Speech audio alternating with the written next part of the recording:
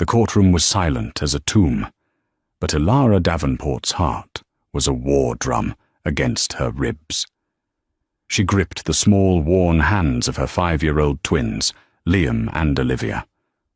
Across the polished room, Isabella Vance, the new Mrs. Davenport, sat draped in black couture, a picture of practiced grief. She was the woman who had stolen Elara's husband, her life, and her home. Today, a judge would read a dead man's final words, and one of these women would walk out with everything. But no one, especially not the weeping widow, could have predicted the secret a simple piece of paper held, a secret that would end in a scream that tore the silence in two. 6 years ago, Elara had a different name. She was Elara Hayes, an art curator whose world was changed by Richard Davenport. He was a force of nature, a titan of industry, with a smile that could disarm nations and a ruthlessness that could build empires. Theirs was a whirlwind romance, painted on the canvas of Manhattan's elite. Gallery openings, charity galas in buildings bearing his family name, and quiet evenings in their sprawling penthouse overlooking Central Park. Richard wasn't just wealthy, he was dynasty wealthy. The Davenport name was etched into the very foundations of the city. But he was also building his own legacy, a new money empire of risky tech ventures and aggressive acquisitions, all under the umbrella of Davenport Holdings. Elara, at first, was his partner, his confidant. Then, things began to change. The change had a name, Isabella Vance. Isabella was brought in as a strategic advisor from a rival firm. She was all sharp angles, sharper suits, and a predatory ambition that mirrored Richard's own. Where Elara was soft, Isabella was steel. Where Elara curated art, Isabella liquidated assets. "She's brilliant, Elara," Richard would say, dismissing Elara's unease. "She thinks like I do. She's essential." Soon, essential meant late-night strategy sessions that stretched into the dawn. It meant hushed phone calls that Richard would take on the terrace, his back to Elara. It meant the shared smiles between them at dinner parties, coded with a familiarity that excluded Elara entirely. The penthouse, once their sanctuary, began to feel like a golden cage, and Elara was the beautiful, naive bird rattling its bars. The true fracture came not from a confrontation, but from a quiet, biological miracle. Elara, after years of being told it was unlikely, was pregnant. She waited for Richard in their formal dining room, the table set for 2, though he was already 3 hours late. When he finally arrived, he wasn't alone. Isabella was with him, clutching a briefcase, her lipstick a perfect crimson slash. "Richard, I have news," Elara began, her hands trembling. "Not now, Elara. Isabella and I just closed the Red Star deal. We're celebrating," Richard said, already pouring 2 glasses of scotch. He didn't offer Elara one. "Richard, please, it's important." He sighed, a sound of profound annoyance. "What is it?" I'm pregnant," she whispered. The air in the room froze. Richard's glass stopped halfway to his lips. Isabella's head, however, turned slowly, a tiny, almost imperceptible smirk playing on her lips. "That's impossible," Richard said, his voice flat. "The doctor confirmed it. We're having a baby." Richard set his glass down. He looked not at Elara, but at Isabella, a silent, chilling exchange passing between them. Isabella was the one who spoke. "Well, that certainly complicates the timeline." "Timeline? What timeline?" Elara's blood ran cold. "Richard," Isabella said, placing a perfectly manicured hand on his arm. "I'll let you handle this. I'll be in the car." She slid out of the room, the click of her stilettos on the marble floor sounding like gunshots. Richard didn't look at Elara. He stared out the window at the glittering skyline he owned. You can't be, he said. I am, and I just had my second ultrasound. It's twins, Richard.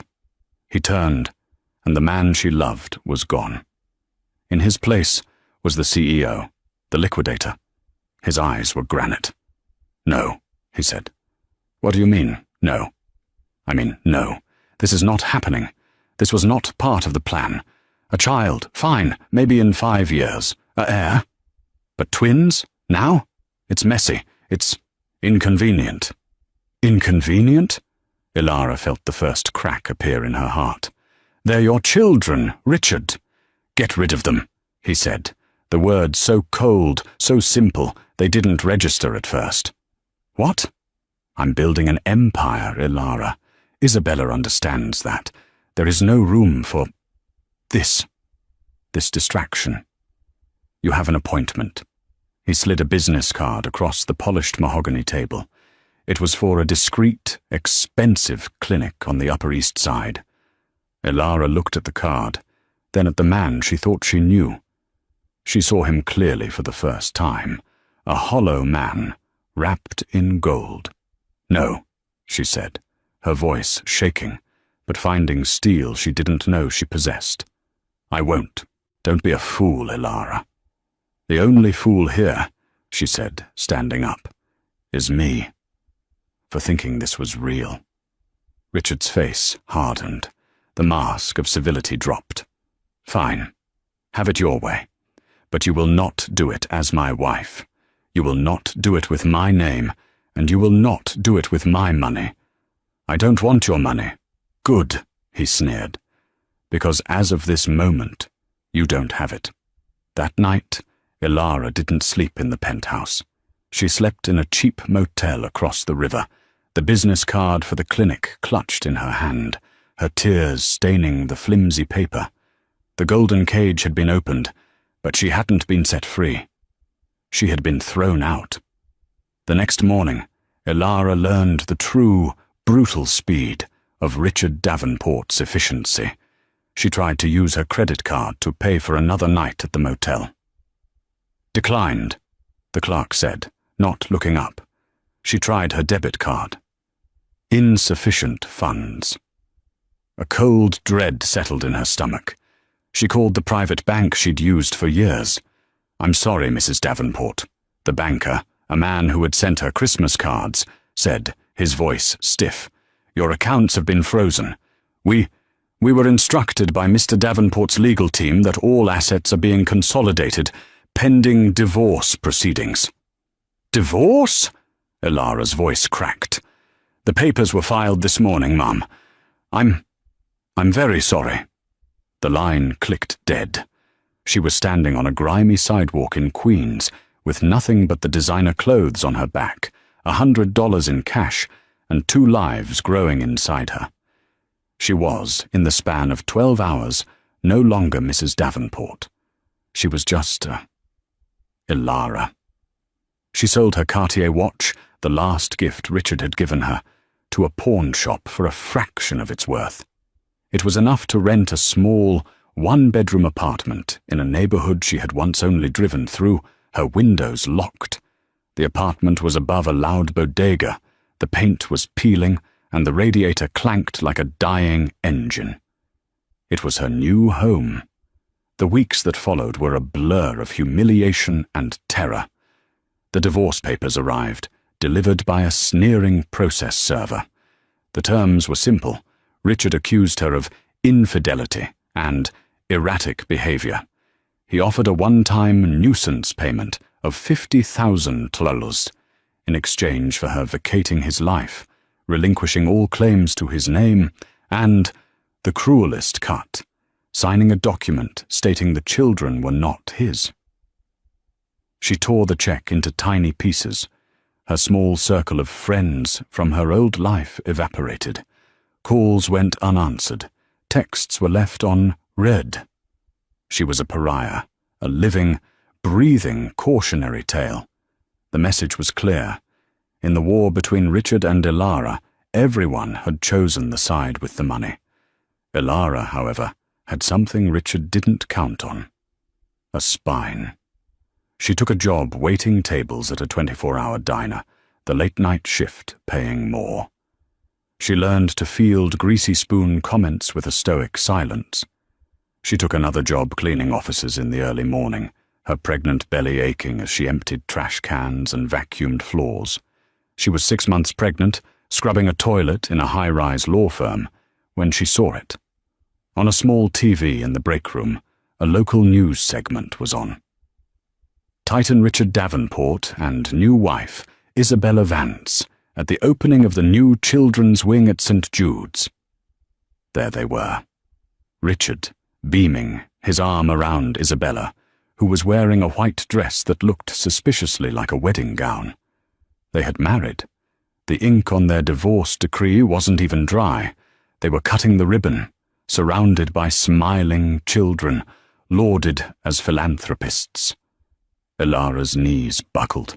She collapsed onto the cold tile, the reek of bleach in her nostrils, and she finally, truly, wept. She wept for the life she'd lost, for the lie they were living, and for the 2 innocent children who were about to be born into a world that would have their mother scrubbing floors while their father was praised for his charity.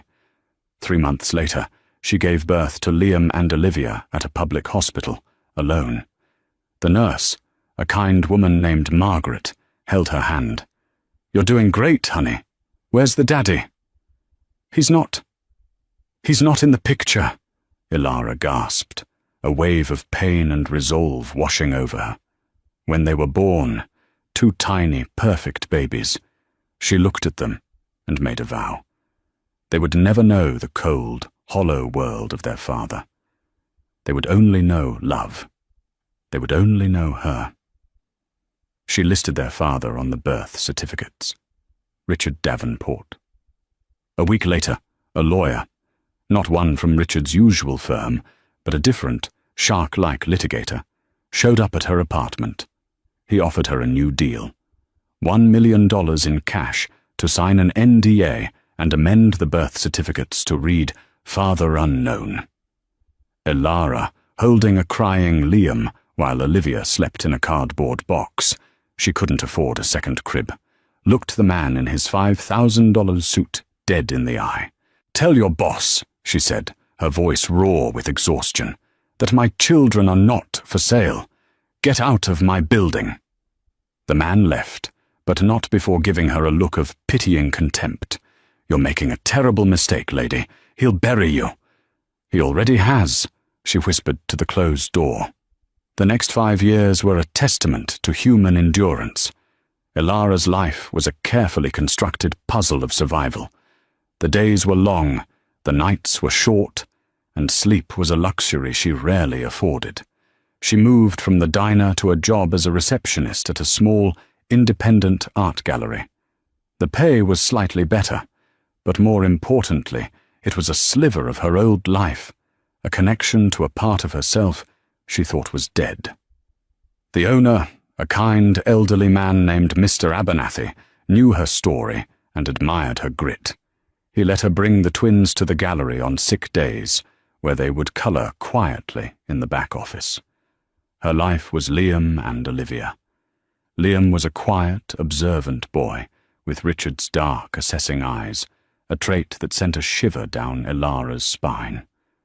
Olivia was a firecracker, bright and bubbly, with Ilara's own reddish-gold hair and a laugh that could light up their small apartment. They were her world. They lived simply, but they were happy. They had picnics in the park, movie nights with popcorn on their second-hand couch, and trips to the library, which they called their treasure castle. Ilara taught them to be kind, to be resilient, and to be proud of who they were. They never asked about their father.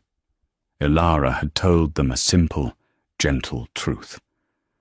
"Your father and I didn't agree on how to be a family, so I took you, my 2 greatest treasures, and we made our own." For them it was enough. But the shadow of Richard Davenport was long. Ilara would see him in the pages of Forbes or the Wall Street Journal, which were sometimes left in the gallery. Richard Davenport and Isabella Vance, the new power couple.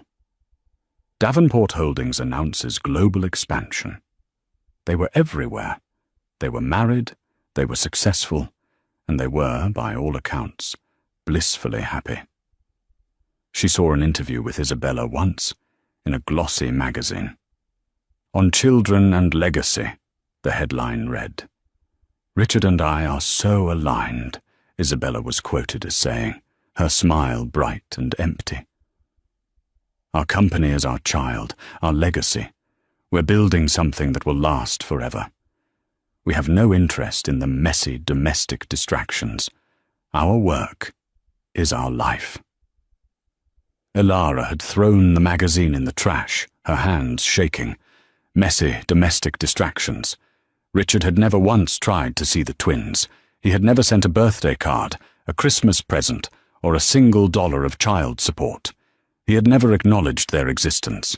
He had, as his lawyer threatened, buried them.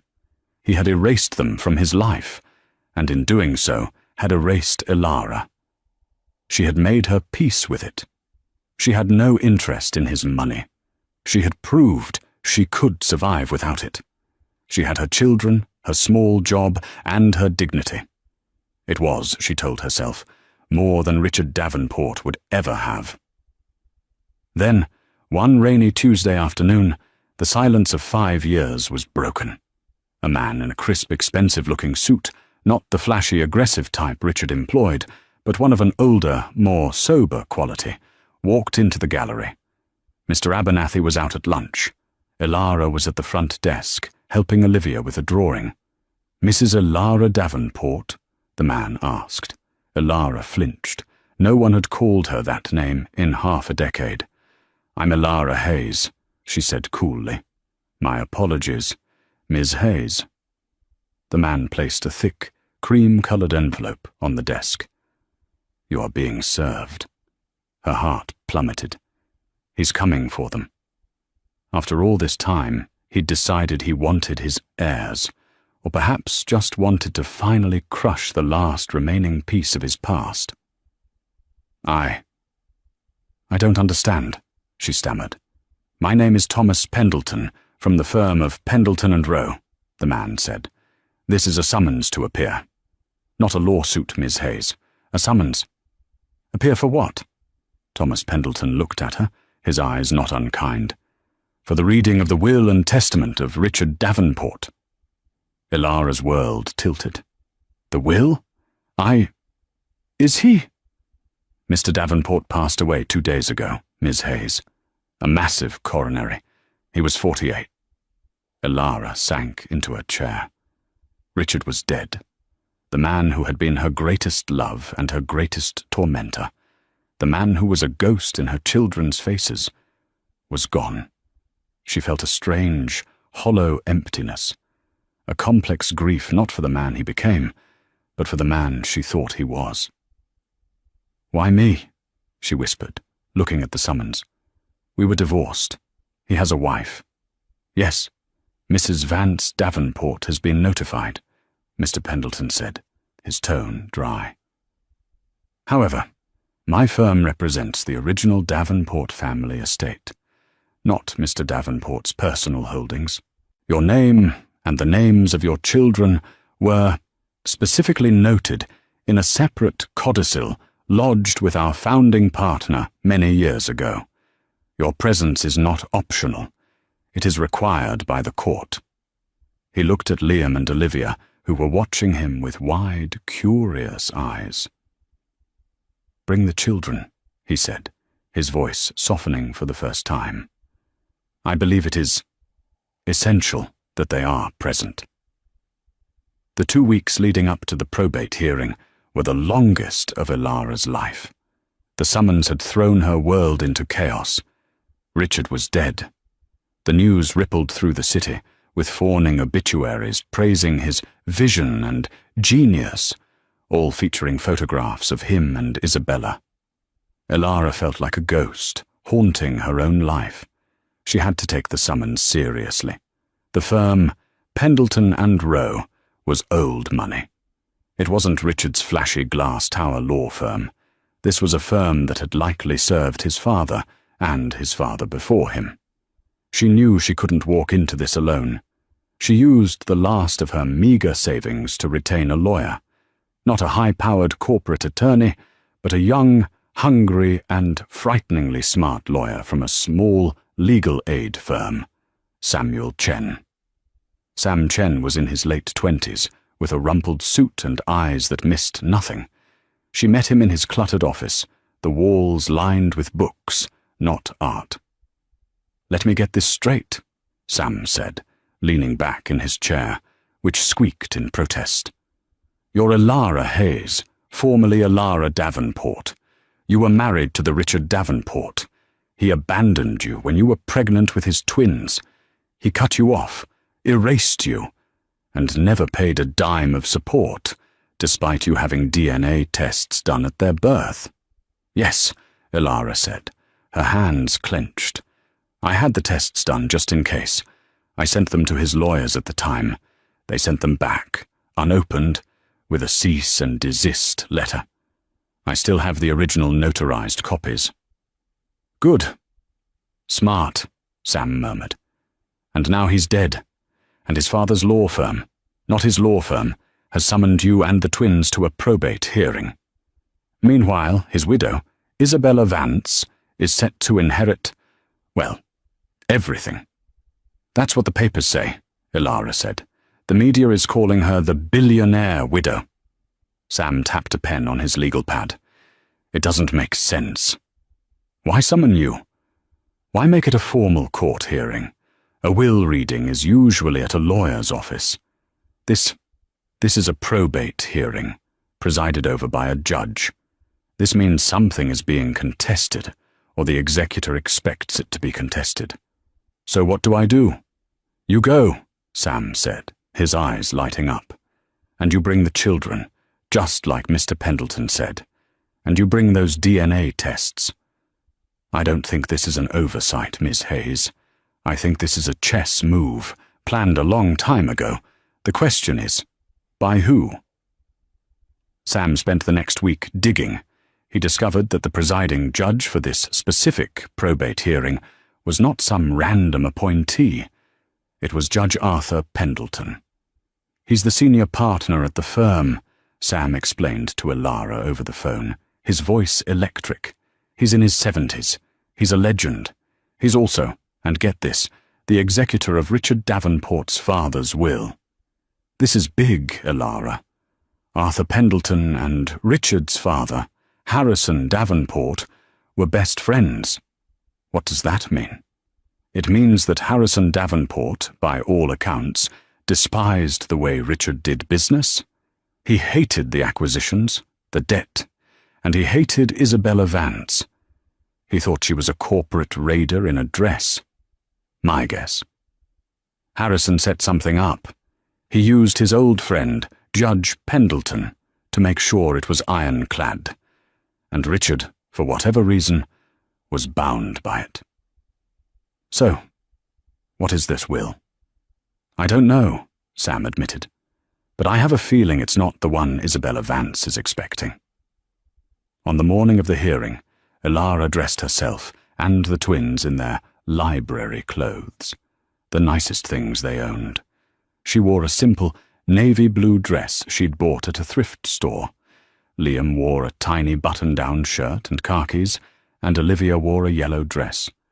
They looked clean, dignified, and utterly out of place in the storm they were about to enter. "Mummy, where are we going?" Olivia asked, as Elara braided her hair. Elara looked at her two children, her heart aching. "We're going to a big old building to listen to a story about the man who helped make you. It's just a story, and then we'll go get pizza. Okay?" "Okay," Olivia chirped. Liam just watched her, his expression serious. "Is it a sad story, Mummy?" Elara paused. She kissed him on the forehead. "It's a complicated story, honey, but I promise you, the ending is ours." The probate court was not a grand, vaulted hall from a legal thriller. It was a functional, wood-panelled room. but it held an air of absolute authority. It smelled of old paper, floor wax, and money. When Ilara walked in, holding Liam and Olivia by the hand, the room fell silent. Across the aisle, Isabella Vance was seated in the front row, flanked by a phalanx of shark-skinned lawyers from Richard's firm. Isabella, the grieving widow, was a masterpiece of performance. She was dressed in a custom-made black dress that probably cost more than Ilara's yearly salary. A delicate black lace veil was pinned to her perfect blonde hair, and she dabbed at her dry, beautifully made-up eyes with a silk handkerchief. When she saw Ilara, her performance faltered. Her eyes widened, first in confusion, and then in a flash of pure, unadulterated venom. Her perfectly plucked eyebrow arched. "What is she doing here?" The look screamed. She leaned over and whispered something to her lead attorney, a man with a silver mane and a brutal reputation, named Marcus Cole. Cole looked back at Ilara, sized up her second-hand dress, her legal aid lawyer, and her 2 small children, and gave a dismissive sneer. He clearly saw her as nothing more than a gnat to be swatted. Ilara, Sam, and the twins took their seats on the opposite side of the aisle. The heirs versus the widow. The room was divided. "All rise," the bailiff called out. In walked Judge Arthur Pendleton. He was exactly as Sam had described, in his 70s, with a shock of white hair and a face that looked like it had been carved from a wise, old tree. He didn't look like a man who could be fooled, bought, or intimidated. He sat, adjusted his robes, and looked over the room, his gaze resting for a moment longer than necessary on Liam and Olivia. "We are here," Judge Pendleton said, his voice a low, commanding baritone, "for the probate of the estate of Richard Harrison Davenport. I am the executor of this estate, as well as the presiding judge. This is an unusual, but not unheard of, arrangement, agreed to by the deceased. Let the record show that all notified parties are present." Isabella's lawyer, Marcus Cole, immediately stood. "Your Honor, if I may, we are, of course, grateful for the court's time. However, we are confused as to the presence of these parties." He gestured vaguely toward Ilara.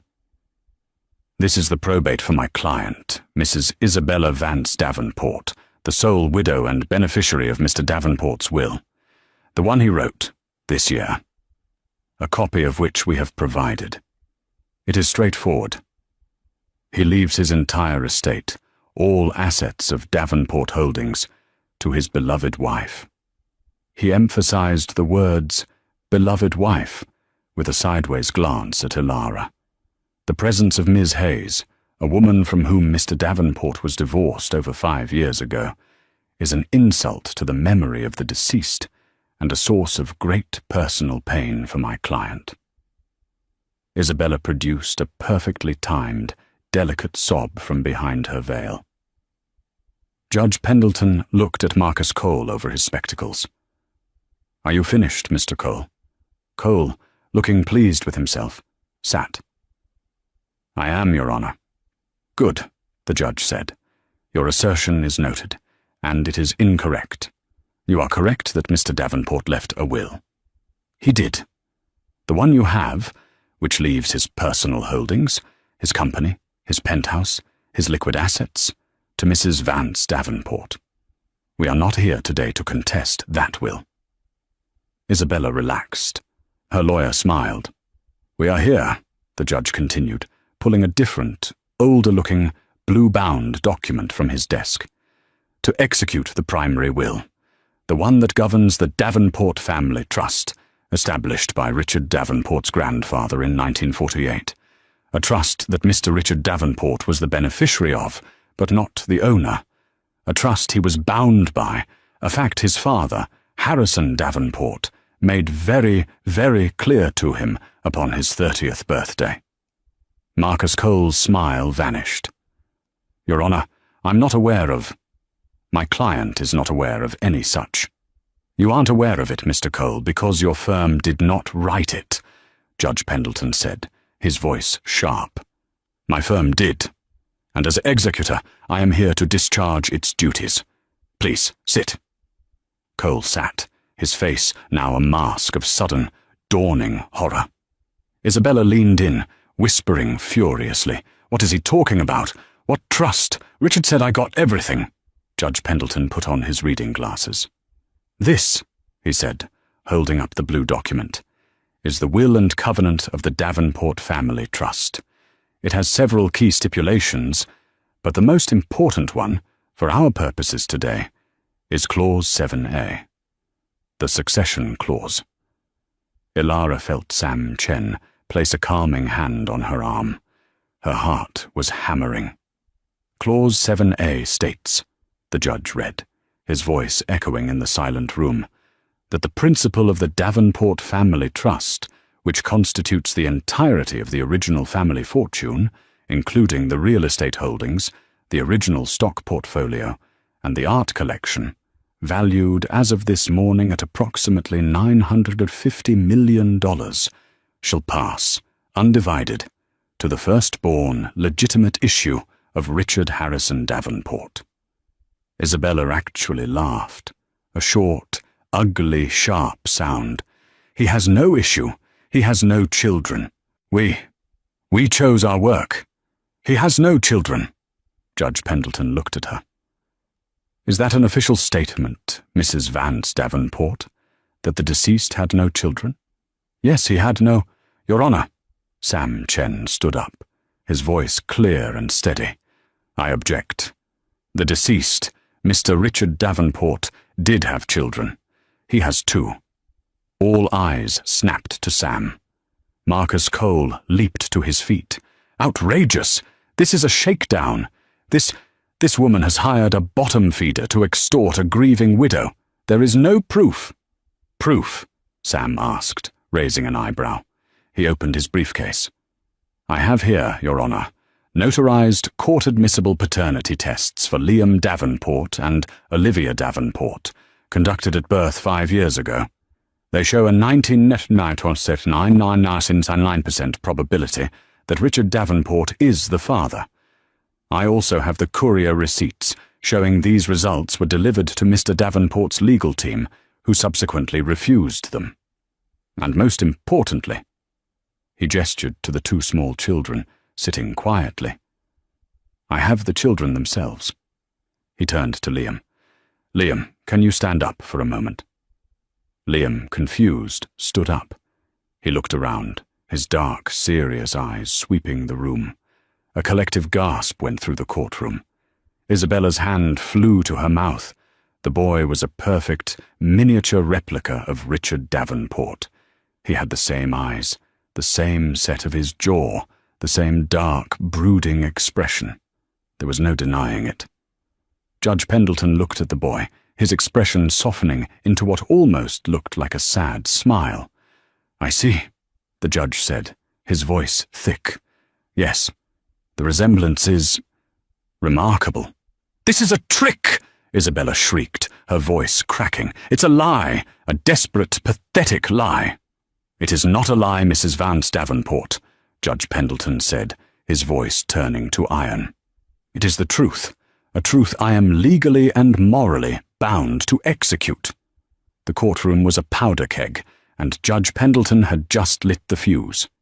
Your Honor, Marcus Cole was trying to regain control. This is an ambush. We have not had time to review these alleged documents.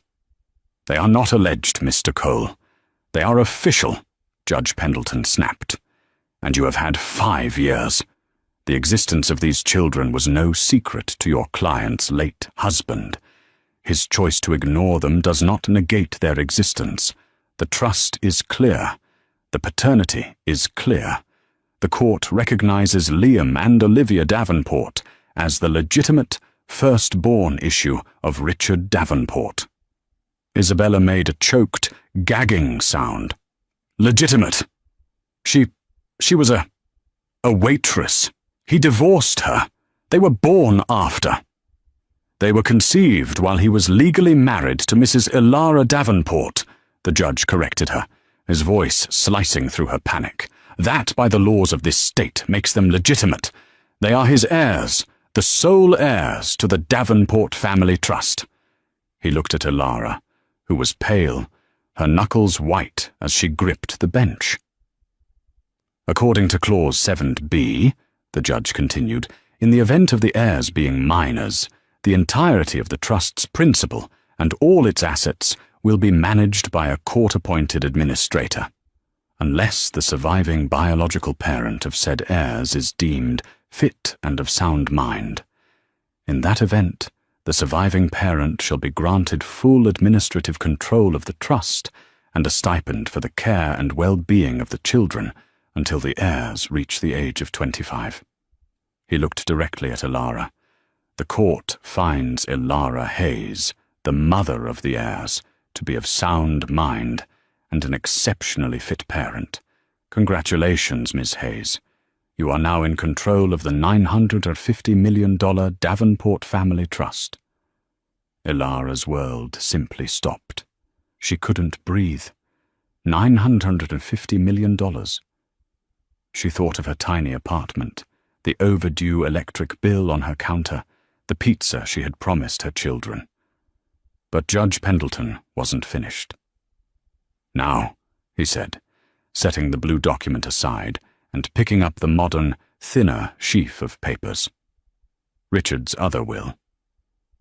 We move to the personal estate of Mr. Davenport, the will presented by Mr. Cole.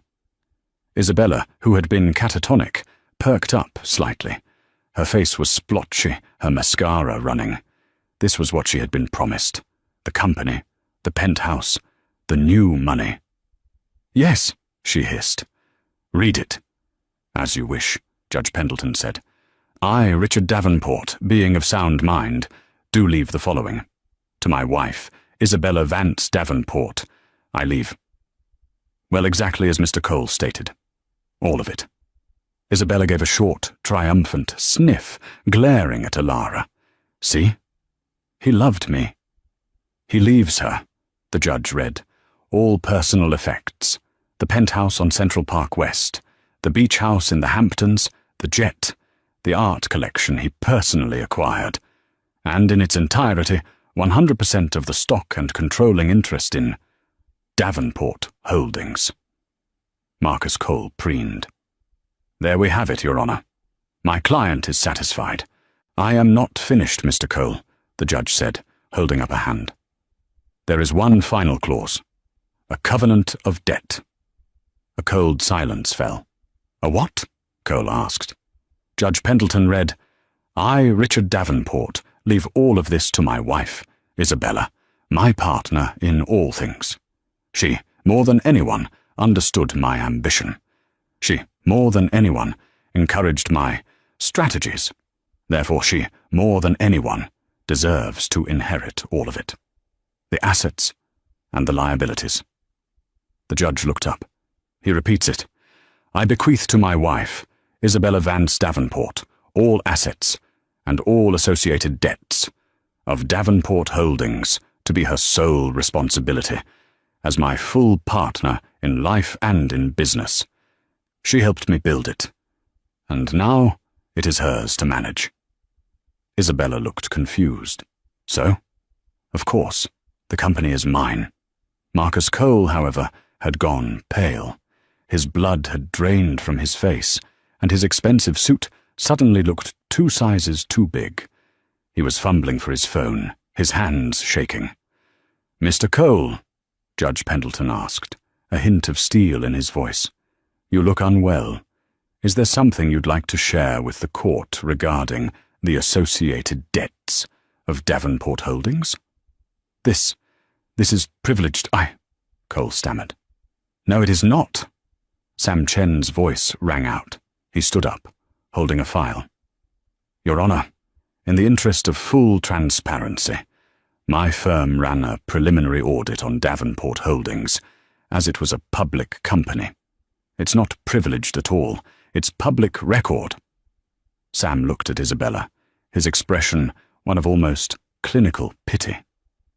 "Mrs. Vance Davenport," he said, "the company your husband left you, the one you helped build. It's a house of cards. Richard Davenport was a paper tiger. He'd spent the last 3 years leveraging the entire company, borrowing against every asset to fund his aggressive expansion. He was robbing Peter to pay Paul. He'd borrowed against the penthouse. He'd borrowed against the jet. He was taking on massive, high-interest loans, all secured by the company's stock, which he was artificially inflating." "That's a lie," Isabella shrieked. "The company is worth billions." "It was," Sam said gently. "But with his death, all his loans are being called in. The banks are first in line. The stock is in freefall as we speak. The assets your husband left you, they aren't assets. They are the collateral for a mountain of debt. The penthouse isn't yours, it's the bank's. The jet isn't yours, it's the bank's. The company, Mrs. Vance Davenport, the company isn't worth billions. It's insolvent. It's bankrupt." The courtroom for a solid 10 seconds was plunged into a vacuum. The silence was not just an absence of sound. It was a physical weight, thick and suffocating, pressing down on everyone. The hum of the fluorescent lights, previously unnoticed, now sounded like a high-pitched alarm. Ilara's world had simply stopped. The words, insolvent, bankrupt, were just sounds, sharp and sterile. But the other words, $900 to $50 million, full administrative control, fit parent, were a tidal wave she was still processing. She felt dizzy, a strange, floating sensation, as if the room had tilted off its axis. She could only do one thing: tighten her grip on Liam and Olivia's hands. Their small, warm hands were her only anchor in a reality that had just shattered and reformed around her. Sam Chen, beside her, was a picture of absolute professional calm, but his right hand was gripping his legal pad so tightly his knuckles were white. He was breathing slowly, in and out, the way a bomb disposal expert might after cutting the final wire. Across the aisle, the tableau was one of complete disintegration. Marcus Cole, the silver-maned shark, looked as if he'd been physically struck. His face was a sickly, pale grey, his jaw slack. He was staring at the file in front of him, but his eyes weren't reading it. He was seeing his own career, his firm's reputation, and his client's entire world burn to the ground. And then there was Isabella. She wasn't moving. She was a perfect, couture-clad statue of denial. Her mind, a precision instrument of ambition and strategy, was frantically trying to find an angle, a loophole, a way to spin this. Insolvent, her mind hissed. No, impossible. Richard was. He was a god. He didn't fail. This is a trick, a pathetic, desperate trick. "No," she said, the word a small puff of air, a mere pebble tossed at the coming tsunami. "No, that's a lie. This is a mistake, a clerical error." "It is no error, Mrs. Vance Davenport," Sam Chen said, his voice quiet but carrying to every corner of the room. "The public filings are all there. He built a new empire, yes, but he built it on sand, and the tide has just come in." He left me his debts?" Isabella's voice was rising, becoming thin and shrill. The polished boardroom altar was gone, replaced by something jagged and ugly. "He left me the debt?" She was looking at Judge Pendleton now, her eyes wide with a frantic, pleading disbelief. "He loved me. He chose me. We were partners." "Indeed," Judge Pendleton said, his voice devoid of sympathy. "He named you as such, his partner, to whom he left both the assets and the liabilities. He made you the sole owner of a bankrupt enterprise. It was, it seems, his final business decision." Marcus Cole, finally finding his voice, whispered in absolute, horrified awe. My God, he did it. He actually did it. He turned to his co-counsel, his eyes glazed. He gave the debt to the wife, and the fortune. His eyes involuntarily flicked across the aisle. He saw Ilara, in her simple $5 dress, holding the hands of her 2 children. He saw the woman he had dismissed as a gnat, a nuisance. He gave the fortune to the waitress. That was the word. That was the trigger. It wasn't the loss of the money. It was the humiliation. It was the sudden, brutal realization that she hadn't been the partner, the queen, the successor. She had been the fool, the clean-up crew, the final, discarded asset. And her, the woman she had replaced, the soft, naive, domestic distraction she had so easily cast aside, had won. Ilara, the waitress, had inherited the earth. Isabella's head snapped toward Ilara. The polished mask of the grieving widow, the corporate raider, the city's power broker, didn't just crack, it vaporized. The sound that tore from her throat was not human. It was a raw, primal shriek of pure, unadulterated rage and ruin. It was the sound of a queen discovering her throne was made of cardboard, the sound of a predator realizing it was the one caught in the trap. It was a sound of such profound, animalistic fury that the bailiff instinctively put his hand on his sidearm. No! The scream echoed, bouncing off the hard wood and high ceilings, making Olivia flinch and bury her face in Ilara's side. He wouldn't! Isabella shrieked, her veil tearing as she ripped it from her perfectly styled blonde hair. He loved me! He chose me! It's mine! She lunged. It was not a calculated move. It was a blind, reptilian strike. She didn't lunge for the documents or the judge. She lunged for Ilara. You! She screamed, her face a grotesque mask of hatred, her manicured nails crooked into claws. You did this! You trash! Sam Chen, reacting instantly, threw himself sideways, putting his body between Isabella and Ilara's family, his arm up to block her. Bailiff, control your courtroom! But Isabella was lost to reason. She hammered on Sam's shoulder, trying to get past him. It's mine! I'm Mrs. Davenport! I'm the widow! Those brats! She pointed a trembling, crimson-tipped finger at Liam and Olivia. They're nothing. They're nobodies. They get nothing. It's mine. Mine! The bailiff, a large man who had seen everything, was on her in a second. He grabbed her by the arms in a hold designed for compliance. Ma'am, you need to calm down. Ma'am! Get your hands off me! Isabella shrieked, thrashing against his grip with a surprising, manic strength. Do you know who I am? I'll have your job. I'll have all your jobs. I own this city. You don't own this courtroom, lady, the bailiff grunted, pulling her back. Marcus Cole, white-faced, rushed to help, not out of concern, but out of damage control. Isabella, stop! You're making it worse. We can appeal. Appeal what? She spat, her eyes rolling wildly. That I'm a billionaire in debt. He buried me.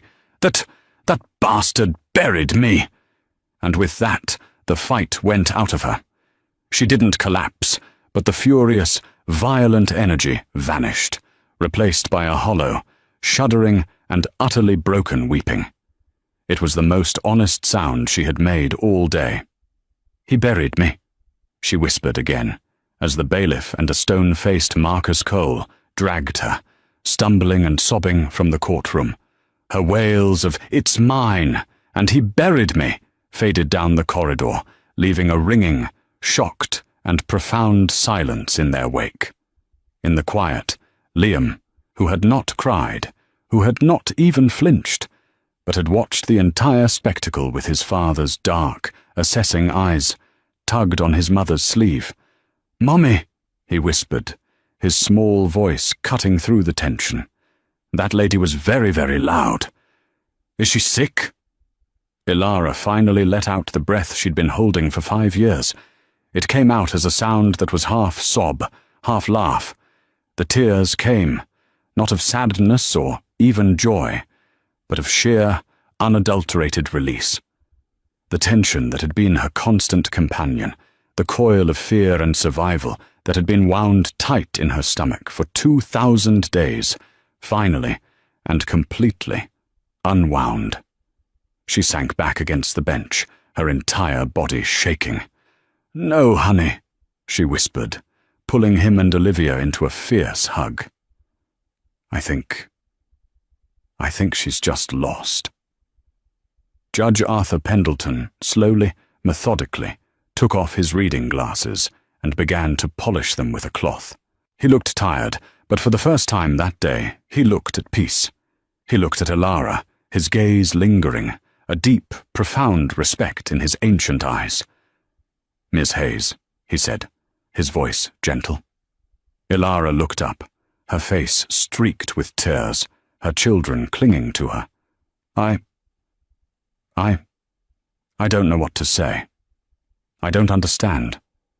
"You don't have to, my dear," Judge Pendleton said. He gestured for the court reporter to stop. "This is off the record." He leaned forward, his expression paternal. "Harrison Davenport, Richard's father, was my oldest and dearest friend. He saw the rot in his son, even when Richard was a young man. He called it a brilliance without a soul. Harrison loved his son, but he did not trust him. He despised the way Richard did business, and he was terrified of who he would attract." His gaze flickered to the door Isabella had been dragged through. "Harrison and I," the judge continued, "created the trust. We made it ironclad. Richard could be the beneficiary, but he could never, ever touch the principal. He could not sell it, he could not leverage it, and he could not escape it. Harrison made me promise, on his deathbed, that if Richard ever truly created a legacy, a real one of blood, that I would personally see to it that they were protected, not just from the world, but from Richard himself." He looked at Liam and Olivia, and his stern, judicial face softened into something no one in this court had ever seen: a grandfather's smile. "He knew this," the judge said, his voice thick with emotion. "Richard knew the rules of the trust, his cruelty in abandoning you and these beautiful children is a stain I will never comprehend. But it seems in the end, his last act was one of cold, perfect, and terrible logic. He protected his bloodline, and he left his partner to her share. He gave you the past, Miss Hayes. He gave her the future he built. And, as we've seen, that future was a lie." He stood, gathering his robes. "The court is adjourned. My personal clerk will see you, Miss Hayes. You have a great deal to manage." As the judge walked to his chambers, he paused by Ilara's row. He didn't say a word. He just reached out and gently rested his hand on Liam's head. A silent, final promise kept. The room emptied. It was just Ilara, her children, and a grinning Sam Chen. "Ilara," Sam said, his voice cracking. "Ilara, you did it! We did it!" Ilara finally, truly, looked at him, her legal aid lawyer, the young, rumpled man who had believed her. "Sam," she said, her voice hoarse. What do I owe you? I mean, your fee." Sam Chen let out a bark of laughter, a loud, joyous, unprofessional sound that echoed in the empty, wealthy room. "My fee? Ilara, my fee was $150 an hour, capped at $2,000. You can afford it, I think." Ilara laughed, a real, genuine laugh that came from her very soul. It started small, then grew, until she was leaning against Sam, laughing and crying all at once, a hysterical, cleansing, beautiful sound. She finally composed herself, wiping her eyes on her sleeve. She looked at her two children, who were watching her with worried expressions. She knelt, so she was eye to eye with them. "It's okay, my loves," she said, her voice shaking but strong. "Mommy's okay. Everything is going to be okay, I promise." "So, no more sad, Mommy?" Olivia asked, her head tilted. "No more sad, baby," Ilara said, kissing her forehead. "Can we get pizza now?" Liam asked, his voice serious. "You promised." Ilara stared at him. Her son. Her rock. The world had just turned upside down. A billion-dollar war had just been won. And all he wanted was the simple promise she'd made him.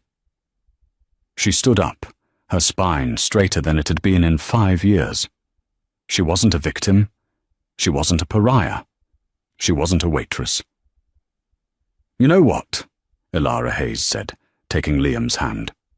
She took Olivia's hand. She looked at Sam.